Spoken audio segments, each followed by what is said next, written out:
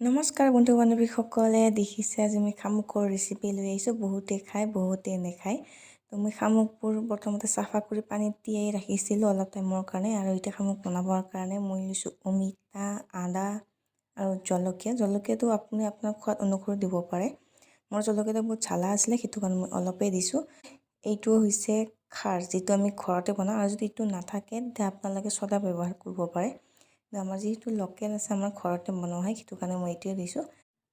শামুকটো ভালকৈ সিজাই ল'ম, মানে যাতে মছলাখিনি মানে শামুকত ভালকৈ যায়। নিমখ, আদাৰ পেষ্ট আৰু জলকীয়াৰ সোৱাদবোৰ যাতে ভালকৈ শামুকত সোমায়। আৰু নিমখটো সোৱাদ অনুসৰি দি দিব।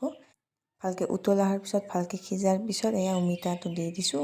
দিয়াৰ পিছত ভালকৈ ঢাকি অলপ লাৰি কিনে দেখিছে নহয় অলপমান সিজি গৈছে অমিতাটো। এতিয়া ইয়াতে এড কৰিম পানী দিয়াৰ পিছত একো কৰিব নালাগে, বাছ ঢাকি দিয়ক আৰু এইটো উতলিব দিয়ক। এতিয়া বাছ আমাৰ শামুক ৰেডি। আপোনালোকে কেনেকৈ বনাই খাই জনাবচোন। এনেকৈ এবাৰ খাই চাব, বহুত টেষ্টি লাগে। আমাৰ যিটো লোকেল আমি এনেকৈ বনাই খাওঁ। আপোনালোকে এনেকৈ মাটিমাহৰ দাইলৰ লগতো খাব পাৰে আৰু ৰঙালাওৰ লগতো খাব পাৰে। খাই বহুত টেষ্টি লাগে মানে। তো এয়া দেখিছে আমাৰ শামুক ৰেডি। এতিয়া গৰম গৰম খাবহে লাগে। আৰু এই আমাৰ ভাতৰ কাঁহী ৰেডি। বহুত কেইটা ভাত লৈছোঁ দেই, এতিয়া খাব আহে মজা। Bye bye.